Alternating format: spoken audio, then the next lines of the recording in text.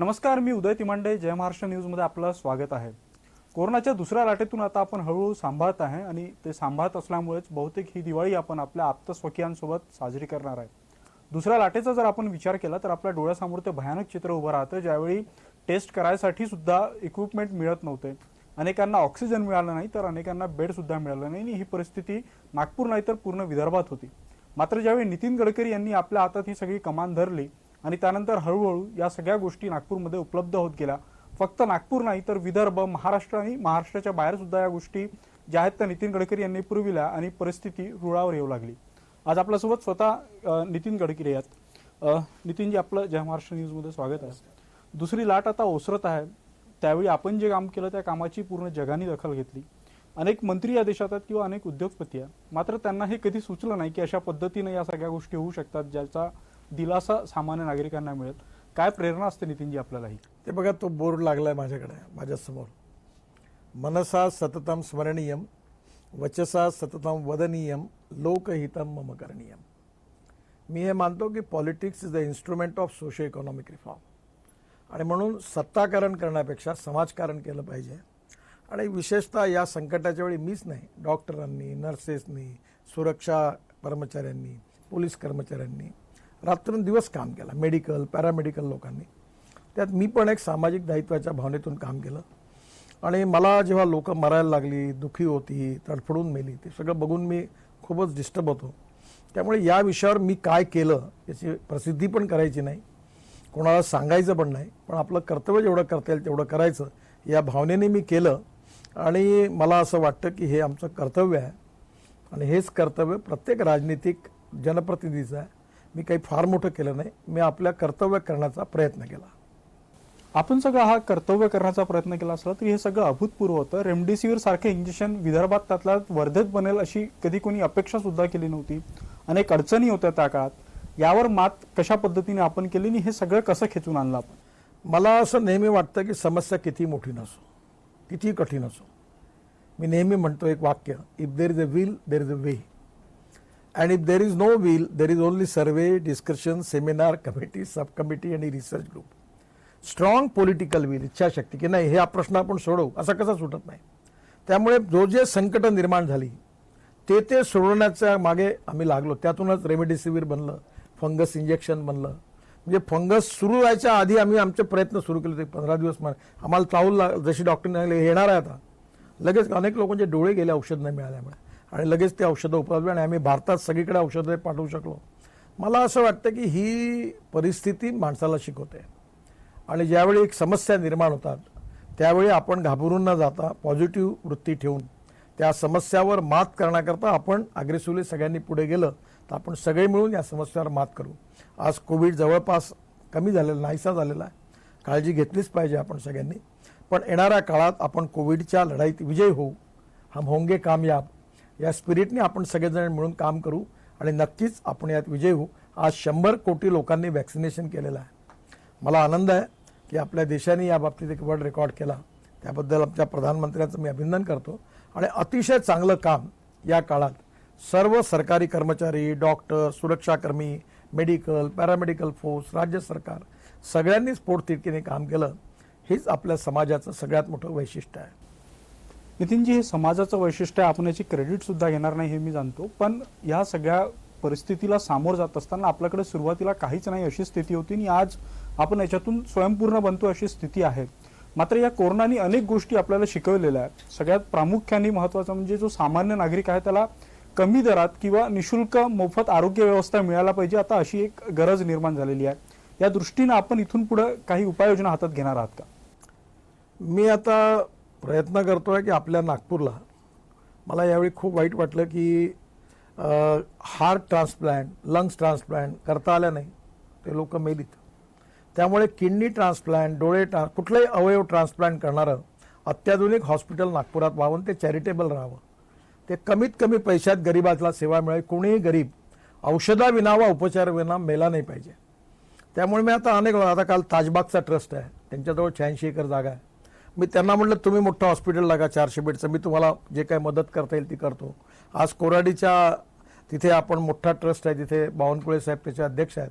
त्यांना म्हटलं की आपण इथे हॉस्पिटल टाकू आणि हे सगळं करू आणि विदर्भात नाही तर मध्य प्रदेश छत्तीसगडहून गरीब लोक इथे येतात आणि कोणाचे पण प्राण गेले नाही पाहिजे, सगळ्यांचे प्राण वाचले पाहिजे आणि सगळ्यांना अतिशय कमीत कमी पैशात शक्यतो निशुल्क उपचार मिळाले पाहिजे. कारण आपल्या महाराष्ट्राची एक संस्कृती आहे, तुकाराम महाराजांनी आपल्याला शिकवलं आहे. आपली परंपरा तुकाराम महाराज, ज्ञानेश्वर महाराज, तुकडोजी महाराज या सगळ्यांची गजानन महाराज हे सगळ्यांनी आपल्याला एक संस्कार दिला आहे. तुकाराम महाराजांनी सांगितलं होतं, जे का रंजले गांजले त्यासी म्हणे जो आपुले, तोची साधू ओळखावा देव तेथेची जाणावा. आणि म्हणून आपण सगळ्यांनी मिळून जर थेंबा थेंबांनी सेवा केली तर सगळा समाज या संकटातून मुक्त होईल असा माझा विश्वास आहे. नितीनजी, आपलं विजन एकदम स्पष्ट आहे. मात्र ज्यावेळी कोरोनाचा हा सगळा काळ होता त्यावेळी आपण पाहिलं की अनेक डॉक्टरांवर अतिरिक्त फी घेण्याचे सुद्धा आरोप लागले. त्यावेळी आपली न्यायव्यवस्था किंवा या सगळ्या गोष्टींवर सुद्धा प्रश्नचिन्ह उपस्थित झाले. कारण जितका उपचार त्यापेक्षा अधिक बिल घेण्यात आलं होतं, अनेक गोष्टी मिळाल्या नाही. यावर तर स्थायी पर्याय काहीतरी सोल्युशन मिळणं गरजेचं आहे असं वाटत नाही का? तुम्हाला मी सांगू, जेव्हा कॉम्पिटिशन होते तेव्हा एकच डॉक्टर असेल तर स्वाभाविकपणे फी वाढते. त्याच प्रकारचे 25 डॉक्टर झाले तर कॉम्पिटिशन झाले की फी कमी होते. त्यामुळे जास्तीत जास्त दवाखाने, जास्तीत जास्त बेड, जास्तीत जास्त सुविधा आणि उत्तम क्वालिटीच्या जेव्हा आपण निर्माण करू तेव्हा स्पर्धा होईल आणि स्पर्धेतून आपोआप रेट कमी होत आहे. तुम्हाला सांगतो, एकेकाळी हार्टची बायपास सर्जरी करायची तर मुंबईला जावं लागायचं, 2.5 3 लाख रुपये लागायचे. मग त्या सर्जऱ्या आपल्याकडे आज नागपूरला 25 हॉस्पिटल आहे, आता ती 15,000 रुपयात बायपास सर्जरी व्हायला लागली, कारण सुविधा जास्त निर्माण झाल्या. तेव्हा आपण जेवढ्या जास्त सुविधा निर्माण करू तेवढा जनतेचा फायदा होईल. आज एम्स इथे आलं, आपण मेडिकलला वेल इक्विप केलं, मेओला वेल इक्विप केलं, अजून काही हॉस्पिटल, प्रायव्हेट हॉस्पिटल मोठ्या प्रमाणात आले. आता ट्रान्सप्लांट नागपुरात सुरू झालं, लंग ट्रान्सप्लांट सुरू झालं विवेका हॉस्पिटलमध्ये, मीच त्याचं इनॉग्रेशन केलं. आता हळूहळू या सुविधा सगळीकडे जेव्हा निर्माण होतील त्यातूनच हळूहळू नक्कीच रिझनेबल रेट पण मिळेल. आणि डॉक्टरांनी देखील सामाजिक दायित्वाच्या भावनेने काम केलेलं आहे. आता काही डॉक्टरांनी एकट दुकट काही केलं असेल तर ते सोडून देऊ, पण निश्चित रूप से त्यांनी देखील अनेक गरीब लोकांना मदत केली, चांगले उदाहरणं प्रस्तुत केले आहेत. नितीन गडकरींचं व्यक्तिमत्व अष्टपैलू आहे, त्यामुळे त्यांना फक्त कोरोनापुरतं मर्यादित ठेवणं योग्य होणार नाही. नितीन, जे आपण देशभरात रस्त्याचं जाळं निर्माण करता त्याची अनेक ठिकाणी तारीफ सुद्धा होते. मात्र महाराष्ट्रातला मुंबई गोवा महामार्ग असेल त्याचं काम मोठ्या प्रमाणात रखडले, गेले अनेक वर्ष रखडलं. त्यामुळे सामान्य नागरिकांना त्याचा त्रास होतो. त्यामुळे एका बाजूनी आपली कार्यपद्धतीने दुसऱ्या बाजूनी असे रखडलेले काम काहीतरी विपर्यास काम माझ्या ह्याच्यातलं नाही आहे. हे 7 वर्षापूर्वी काँग्रेस एनसीपीचं सरकार त्या काळात दिलेलं काम आहे. आता मी त्यांना कोणाला देश देत नाही. या कामात कॉन्ट्रॅक्टर पळाला, प्रॉब्लेम आले, पण आता जवळपास 2 पॅकेजेस पूर्ण झाले. सिंधुदुर्गकडनं रत्नागिरीच्या जवळपास रस्ता पूर्ण झाला आहे आणि मुंबईवरून पनवेल इंदापूर होता त्यात अडचण आहे, तो 80% पूर्ण झाला आहे. मधले 2 पॅकेजमध्ये अडचण आहे. आम्ही आता कॉन्ट्रॅक्टर रिप्लेस केलेला आहे. कॉन्ट्रॅक्टर फेल झाला, बँकेच्या अडचणी आहेत, कोविडचा काळ आला, या सगळ्या संकट आहेत. त्यामुळे थोडंसं पण नक्कीच 1.5 ते 2 वर्षाच्या आत मुंबई गोवा रस्ता पूर्ण होईल आणि लोकांना 4 लेन कॉन्क्रीट रोडवरून जाण्याची संधी मिळेल असा विश्वास मी आपल्या सगळ्यांना देतो. हे सगळे रस्त्याचे कामं करत असताना कोविडच्या काळात मनुष्यबळाचा मोठा अभाव होता, आर्थिक अडचणी सुद्धा होत्या. या सगळ्या गोष्टींवर आपण कशी मात केली? त्या काळात कामाचा वेग म्हणजे मला या गोष्टीचा आनंद आणि समाधान आहे. कोविडच्या काळात आम्ही वर्ल्ड रेकॉर्ड केला, 38 किलोमीटर पर डे रोड बांधला. कोविडच्या काळात मुंबई दिल्ली रस्त्यावर बडोद्यावर आम्ही तिथे 2.5 kilometre cement concrete 4 lane road 24 तासात बांधला. तेवढंच नाही तर आता सोलापूर विजापूर त्याचं उद्घाटन करायला मी पुढच्या आठवड्यात जाणार आहे. तो रोड आम्ही जवळपास तो road 26 kilometre single lane bitumen road हा केवळ 22 तासात पूर्ण करून वर्ल्ड रेकॉर्ड केला. तर आज मला आनंद आहे आणि हे केवळ माझं श्रेय नाही आहे. इंजिनियर्स, कॉन्ट्रॅक्टर्स, अधिकारी सगळे रात्रंदिवस काम करतात. त्या सगळ्यांच्या मिळून जुळून जो प्रयत्न आहे त्या प्रयत्नातून हे यश मिळालं, याला सगळेच जण अभिनंदनास पात्र आहेत. नितीनजी, देशात पेट्रोलच्या किमतीचा वाढता हा सगळा प्रश्न आहे आणि याच्यावर आपण उपाय शोधत असता. आपण अनेक नवीन तंत्रज्ञान जे आहे ते भारतात आणतात. कालच आपण फ्लेक्स इंजिनबद्दल बोलला, तर हे कसं प्रभावी असेल आणि याचा पेट्रोलच्या दरांवर काही परिणाम होईल का आणि हे सामान्य लोकांना उपलब्ध होऊ शकेल का? बघा, जे पेट्रोलवर चालतात ते सगळे व्हेकल फ्लेक्स इंजिन येणार, म्हणजे अमेरिकेत, ब्राझीलमध्ये आणि कॅनडात आहे. म्हणजे तुम्हाला 100% पेट्रोल किंवा 100% इथेनॉल काही घेता येईल. इथेनॉलचा भाव आहे 65 रुपये लिटर आणि पेट्रोलचा भाव आहे 115 रुपये लिटर. इथेनॉलची कॅलरिक व्हॅल्यू थोडी कमी आहे पेट्रोलच्या तुलनेत, पण एका लिटर मागे कमीत कमी 35 ते 30 ते 35 रुपयाची बचत आज होईल. त्यामुळे एक बार पेट्रोलच्या वाढत्या किमती रुपये म्हणजे इथेनॉलचं व्हेकल वापरा.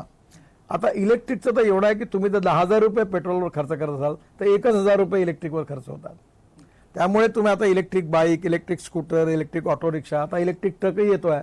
इलेक्ट्रिक कार आली. मी नागपुरात माझी कार इलेक्ट्रिक आहे आणि आता मी ग्रीन हायड्रोजनवर चालणारी गाडी आणि एक 100% इथेनॉलवर चालणारी गाडी घेणार आहे आणि मी स्वतः ती वापरणार आहे. मी लोकांना, कारण याच्यातलं लोक विश्वासच ठेवायला तयार नाही. त्यांना वाटते ग्रीन हायड्रोजनवर गाडी कशी चालणार, तर मी त्याच्यावर बसून चालून दाखवणार. तुमच्यासारख्या लोकांना बसवणार, चक्कर मारणार, म्हणजे मग लोकांना पटतं की हे आहे. मी माझा पहिला ट्रॅक्टर CNG वर कन्वर्ट केला आणि आता नागपूर शहरात मी त्याला 8 दिवसात तुम्हाला बोलवणार आहे. त्या ट्रॅक्टरमध्ये CNG भरून मी नागपूर शहरात जेवढे झाडं लावली रस्त्यावर त्यांना मी निशुल्क पाणी घेऊन त्या झाडांना पाणी देण्याकरता तो ट्रॅक्टर पूर्ण उन्हाळाभर एप्रिल-मे पर्यंत वापरणार आहे आणि फुकट पाणी देणार आणि एकही पैसा घेणार नाही. तर लोकांना दिसेल की बघा CNG वरचा ट्रॅक्टर, आणि एक ट्रॅक्टर CNG वर होणं म्हणजे एका शेतकऱ्याचे 1.25 लाख रुपये वर्षाचे वाचणं. मला विदर्भातला आत्महत्या करणाऱ्या शेतकऱ्याला सुखी करायचं आहे.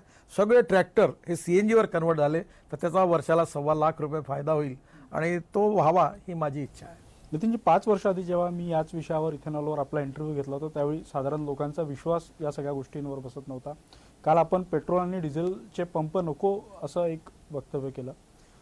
5 वर्षात काय फरक पडलेला आहे तुमच्या या मंत्रालयात आणि अजूनही सामान्य लोकांपर्यंत या गोष्टी जात नाही? बघा, आता सध्या आपलं इम्पोर्ट पेट्रोल डिझेलचं 70 ते 80% आपण बाहेरून आणतो आणि आपलं इम्पोर्ट बिल 8 लाख कोटी रुपये या देशाच्या बाहेर जातात आणि 5 वर्षात हे 25 लाख होणार आहे.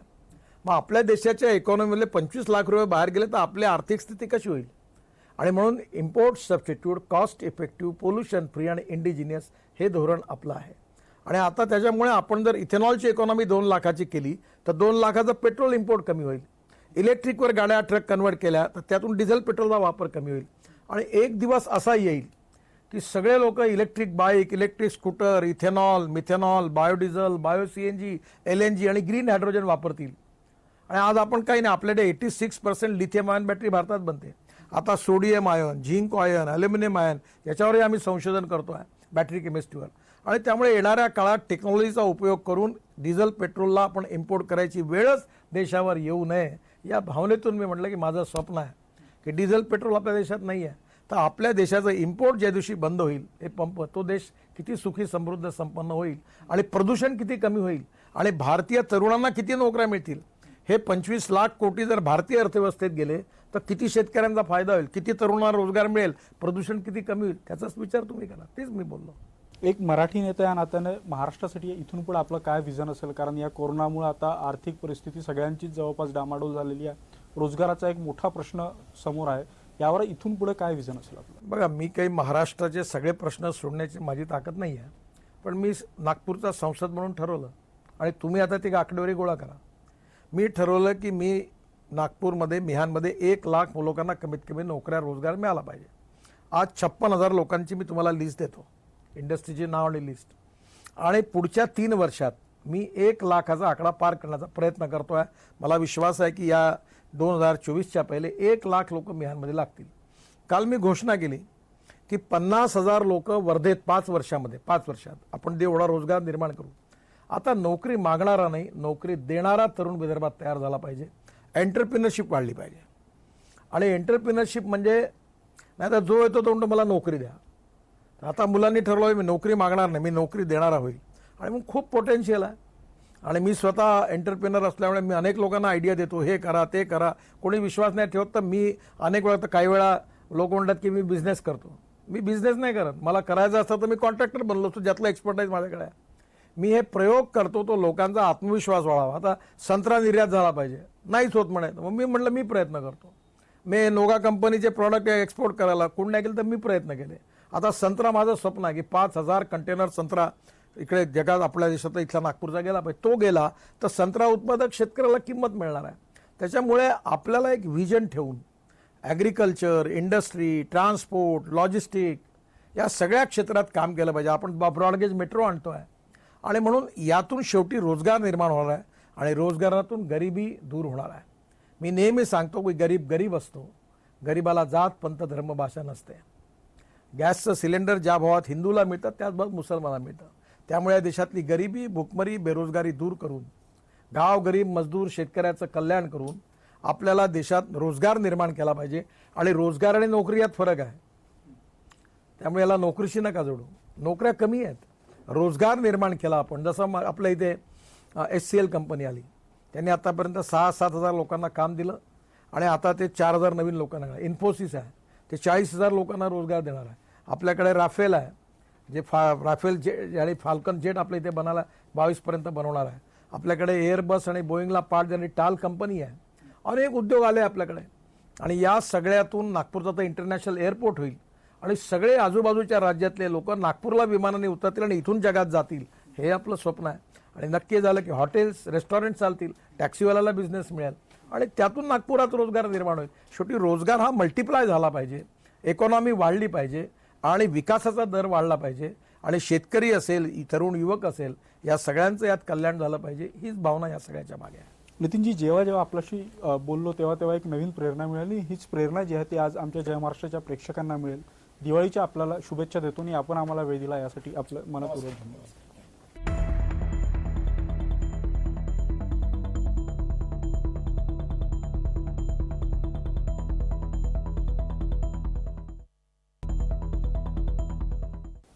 नमस्कार, मी उदय तिमांडे. जय महाराष्ट्र न्यूजमध्ये आपलं स्वागत आहे.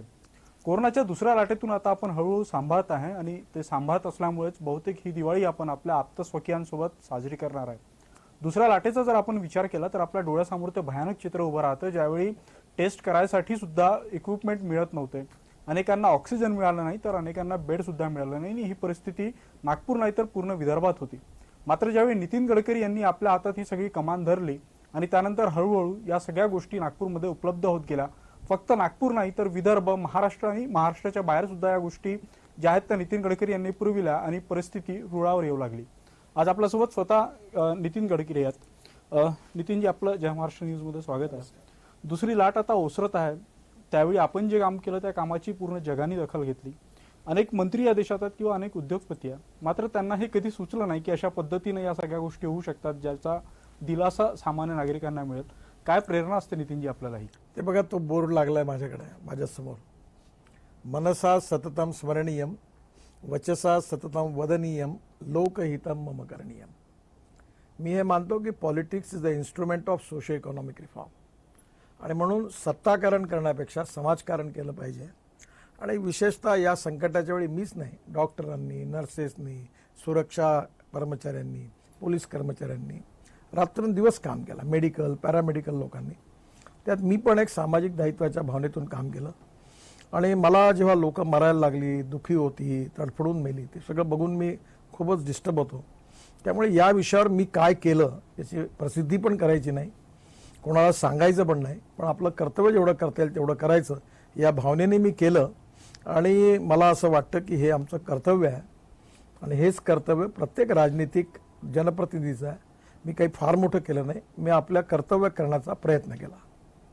आपण सगळं हा कर्तव्य करण्याचा प्रयत्न केला असला तरी हे सगळं अभूतपूर्व होतं. रेमडेसिवीर सारखं इंजेक्शन विदर्भात त्यातल्या वर्धेत बनेल अशी कधी कोणी अपेक्षा सुद्धा केली नव्हती. अनेक अडचणी होत्या त्या काळात. यावर मात कशा पद्धतीने आपण केली आणि हे सगळं कसं खेचून आणलं आपण? मला असं नेहमी वाटतं की समस्या किती मोठी नसो, किती कठीण असो, मी नेहमी म्हणतो एक वाक्य, if there is a will there is a way. And if there is no will, there is only survey, discussion, seminar, committee, subcommittee आणि research group. Strong political will, इच्छाशक्ती की नाही हे हा प्रश्न आपण सोडवू असा कसा सुटत नाही. त्यामुळे जे संकट निर्माण झाली ते सोडवण्याच्या मागे आम्ही लागलो. त्यातूनच रेमडेसिवीर बनलं, फंगस इंजेक्शन बनलं. म्हणजे फंगस सुरू व्हायच्या आधी आम्ही आमचे प्रयत्न सुरू केले होते. 15 दिवस आम्हाला चावल, जशी डॉक्टरने येणार आहे आता, लगेच अनेक लोकांचे डोळे गेले औषध नाही मिळाल्यामुळे आणि लगेच ते औषधं उपलब्ध आणि आम्ही भारतात सगळीकडे औषधं पाठवू शकलो. मला असं वाटतं की ही परिस्थिती माणसाला शिकवते.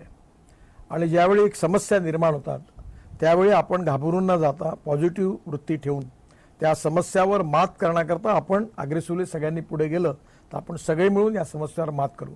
आज कोविड जवळपास कमी झालेला, नाहीसा झालेला आहे. काळजी घेतलीच पाहिजे आपण सगळ्यांनी. पण येणाऱ्या काळात आपण कोविडच्या लढाईत विजयी होऊ. हम होंगे कामयाब या स्पिरिटने आपण सगळेजण मिळून काम करू आणि नक्कीच आपण यात विजयी होऊ. आज 100 कोटी लोकांनी वॅक्सिनेशन केलेलं आहे. मला आनंद आहे की आपल्या देशाने या बाबतीत एक वर्ल्ड रेकॉर्ड केला. त्याबद्दल आमच्या प्रधानमंत्र्यांचं मी अभिनंदन करतो. आणि अतिशय चांगलं काम या काळात सर्व सरकारी कर्मचारी, डॉक्टर, सुरक्षाकर्मी, मेडिकल, पॅरामेडिकल फोर्स, राज्य सरकार सगळ्यांनीच पोटतिडकीने काम केलं.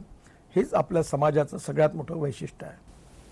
नितीनजी, हे समाजाचं वैशिष्ट्य आहे, आपण याची क्रेडिट सुद्धा घेणार नाही हे मी जाणतो, पण या सगळ्या परिस्थितीला सामोर जात असताना आपल्याकडे सुरुवातीला काहीच नाही अशी स्थिती होती आणि आज आपण याच्यातून स्वयंपूर्ण बनतो अशी स्थिती आहे.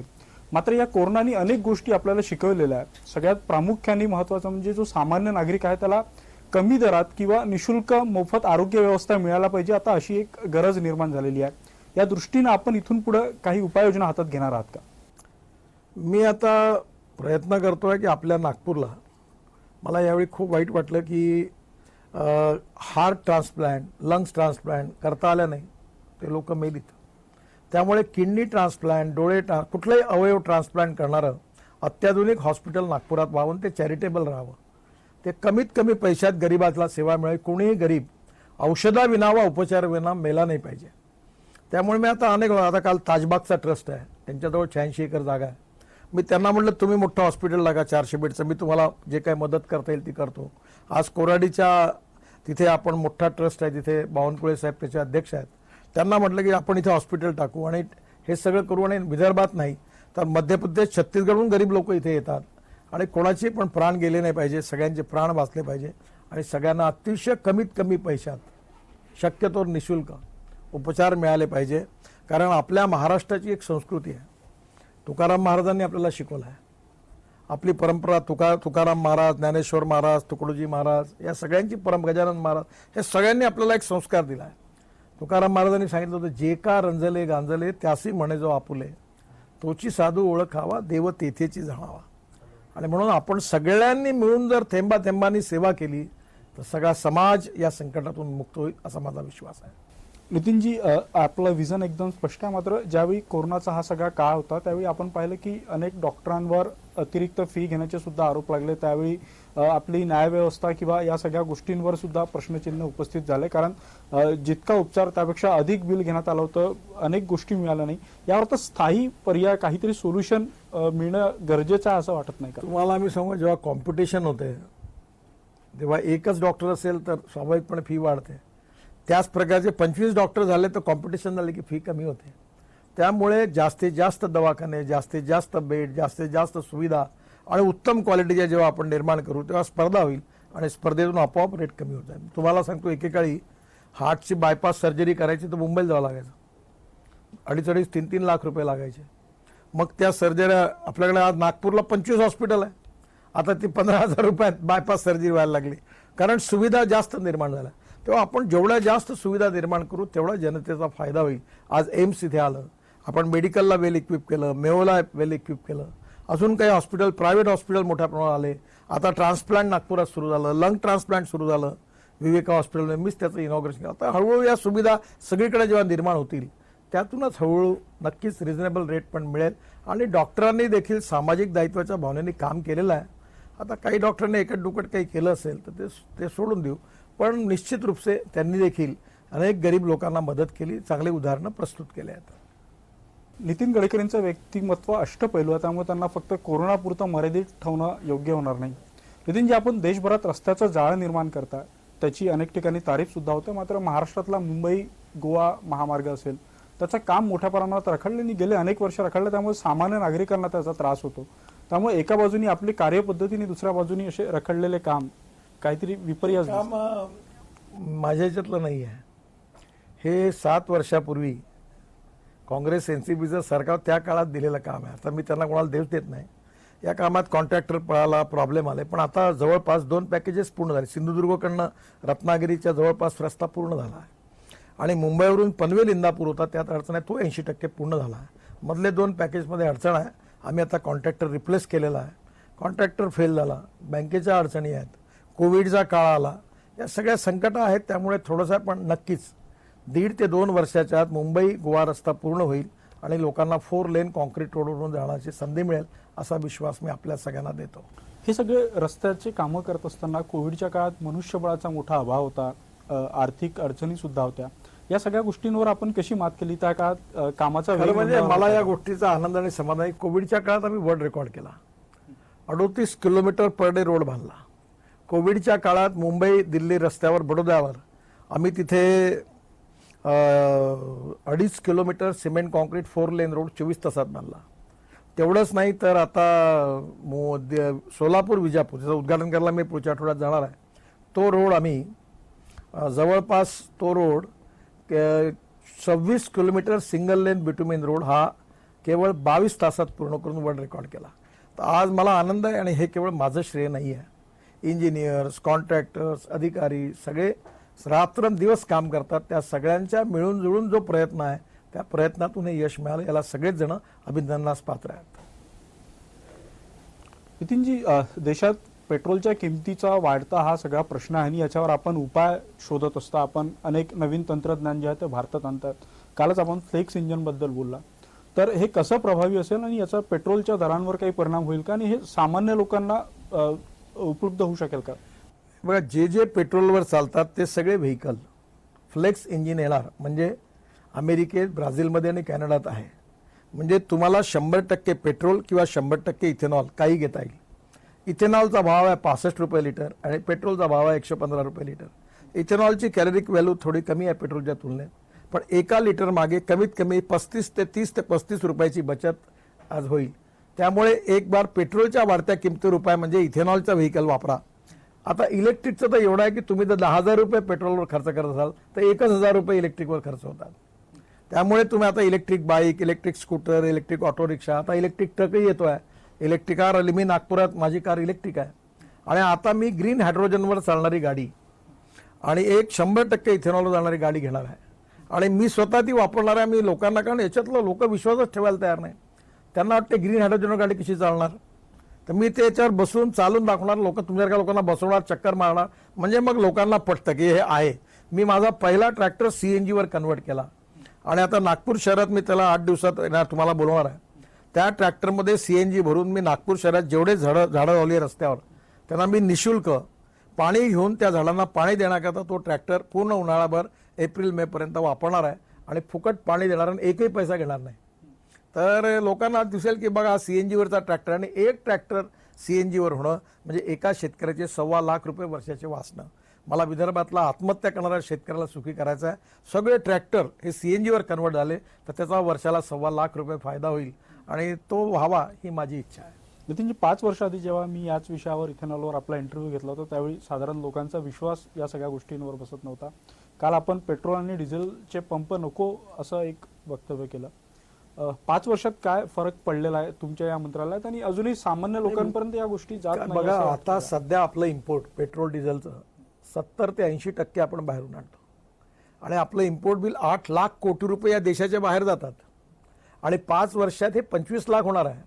मग आपल्या देशाच्या इकॉनॉमीमध्ये 25 लाख रुपये बाहेर गेले तर आपली आर्थिक स्थिती कशी होईल? आणि म्हणून import substitute, cost effective, pollution free आणि इंडिजिनियस हे धोरण आपलं आहे. आणि आता त्याच्यामुळे आपण जर इथेनॉलची इकॉनॉमी 2 लाखाची केली तर 2 लाखाचं पेट्रोल इम्पोर्ट कमी होईल. इलेक्ट्रिकवर गाड्या, ट्रक कन्वर्ट केल्या तर त्यातून डिझेल पेट्रोलचा वापर कमी होईल आणि एक दिवस असा येईल की सगळे लोक electric bike, electric scooter, ethanol, methanol, biodiesel, bio CNG, LNG आणि ग्रीन हायड्रोजन वापरतील. आणि आज आपण काही नाही, आपल्याकडे 86% लिथियम आयन बॅटरी भारतात बनते. आता sodium ion, zinc ion, aluminium ion याच्यावरही आम्ही संशोधन करतो आहे बॅटरी केमिस्ट्रीवर.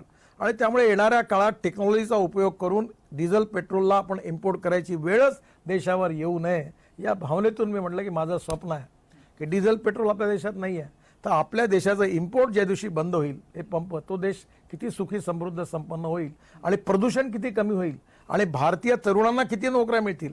हे 25 लाख कोटी जर भारतीय अर्थव्यवस्थेत गेले तर किती शेतकऱ्यांचा फायदा होईल, किती तरुणांना रोजगार मिळेल, प्रदूषण किती कमी होईल, त्याचाच विचार तुम्ही करा. तेच मी बोललो. एक मराठी नेता या नात्याने महाराष्ट्रासाठी इथून पुढे आपलं काय विजन असेल? कारण या कोरोनामुळे आता आर्थिक परिस्थिती सगळ्यांचीच जवळपास डामाडोल झालेली आहे. रोजगाराचा एक मोठा प्रश्न समोर आहे. यावर इथून पुढे काय विजन असेल आपलं? बघा, मी काही महाराष्ट्राचे सगळे प्रश्न सोडण्याची माझी ताकद नाही आहे, पण मी नागपूरचा संसद म्हणून ठरवलं आणि तुम्ही आता ती आकडेवारी गोळा करा. मी ठरवलं की मी नागपूरमध्ये, मिहानमध्ये 1 लाख लोकांना कमीत कमी नोकऱ्या, रोजगार मिळाला पाहिजे. आज 56,000 लोकांची मी तुम्हाला लिस्ट देतो इंडस्ट्रीची नाव आणि लिस्ट. आणि पुढच्या 3 वर्षात मी 1 लाखाचा आकडा पार करण्याचा प्रयत्न करतोय. मला विश्वास आहे की या 2024च्या पहिले 1 लाख लोक मिहानमध्ये लागतील. काल मी घोषणा केली की 50,000 लोक वर्धेत 5 वर्षात आपण एवढा रोजगार निर्माण करू. आता नोकरी मागणारा नाही, नोकरी देणारा तरुण विदर्भात तयार झाला पाहिजे. एंटरप्रिनरशिप वाढली पाहिजे. आणि एंटरप्रिनरशिप म्हणजे नाही तर जो येतो तो म्हणतो मला नोकरी द्या. आता मुलांनी ठरवलं मी नोकरी मागणार नाही, मी नोकरी देणारा होईल. आणि मग खूप पोटेन्शियल आहे. आणि मी स्वतः एंटरप्रिनर असल्यामुळे मी अनेक लोकांना आयडिया देतो, हे करा ते करा. कोणी विश्वास नाही ठेवत तर मी अनेक वेळा, तर काही वेळा लोक म्हणतात की मी बिझनेस करतो. मी बिझनेस नाही करत. मला करायचं असतं तर मी कॉन्ट्रॅक्टर बनलो असतो, ज्यातला एक्सपर्टाईज माझ्याकडे आहे. मी हे प्रयोग करतो तो लोकांचा आत्मविश्वास वाढावा. आता संत्रा निर्यात झाला पाहिजे, नाहीच होत म्हणे. मग मी म्हटलं मी प्रयत्न करतो. मी नोगा कंपनीचे प्रॉडक्ट एक्सपोर्ट करायला कोण नाही केलं तर मी प्रयत्न केले. आता संत्रा माझं स्वप्न आहे की 5,000 कंटेनर संत्रा इकडे जगात आपल्या देशात इथला नागपूरचा गेला पाहिजे. तो गेला तर संत्रा उत्पादक शेतकऱ्याला किंमत मिळणार आहे. त्याच्यामुळे आपल्याला एक व्हिजन ठेवून ॲग्रिकल्चर, इंडस्ट्री, ट्रान्सपोर्ट, लॉजिस्टिक या सगळ्या क्षेत्रात काम केलं पाहिजे. आपण ब्रॉडगेज मेट्रो आणतो आहे आणि म्हणून यातून शेवटी रोजगार निर्माण होणार आहे आणि रोजगारातून गरिबी दूर होणार आहे. मी नेहमी सांगतो की गरीब गरीब असतो, गरिबाला जात पंथ धर्म भाषा नसते. गॅसचं सिलेंडर ज्या भावात हिंदूला मिळतं त्याच भावात मुसलमानाला मिळतं. त्यामुळे या देशातली गरिबी, भुकमरी, बेरोजगारी दूर करून, गाव गरीब मजदूर शेतकऱ्याचं कल्याण करून आपल्याला देशात रोजगार निर्माण केला पाहिजे. आणि रोजगार आणि नोकरी यात फरक आहे. त्यामुळे याला नोकरीशी नका जोडू. नोकऱ्या कमी आहेत, रोजगार निर्माण केला आपण. जसं आपल्या इथे HCL कंपनी आली, त्यांनी आतापर्यंत 6-7 हजार लोकांना काम दिलं आणि आता ते 4,000 नवीन लोकांना. इन्फोसिस आहे, ते 40,000 लोकांना रोजगार देणार आहे. आपल्याकडे राफेल आहे, जे राफेल जेट आणि फाल्कन जेट आपल्या इथे बनायला 22 पर्यंत बनवणार आहे. आपल्याकडे एअरबस आणि बोईंगला पार्ट देणारी टाल कंपनी आहे. अनेक उद्योग आले आपल्याकडे. आणि या सगळ्यातून नागपूरचा तर इंटरनॅशनल एअरपोर्ट होईल आणि सगळे आजूबाजूच्या राज्यातले लोक नागपूरला विमानाने उतरतील आणि इथून जगात जातील. हे आपलं स्वप्न आहे. आणि नक्की झालं की हॉटेल्स, रेस्टॉरंट चालतील, टॅक्सीवाल्याला बिझनेस मिळेल आणि त्यातून नागपुरात रोजगार निर्माण होईल. शेवटी रोजगार हा मल्टिप्लाय झाला पाहिजे, इकॉनॉमी वाढली पाहिजे आणि विकासाचा दर वाढला पाहिजे. आणि शेतकरी असेल, तरुण युवक असेल, या सगळ्यांचं यात कल्याण झालं पाहिजे. हीच भावना या सगळ्याच्या मागे आहे. नितीनजी, जेव्हा आपल्याशी बोललो तेव्हा एक नवीन प्रेरणा मिळाली. हीच प्रेरणा जी आहे ती आज आमच्या जय महाराष्ट्राच्या प्रेक्षकांना मिळेल. दिवाळीच्या आपल्याला शुभेच्छा देतो आणि आपण आम्हाला वेळ दिला यासाठी आपलं मनपूर्वक धन्यवाद.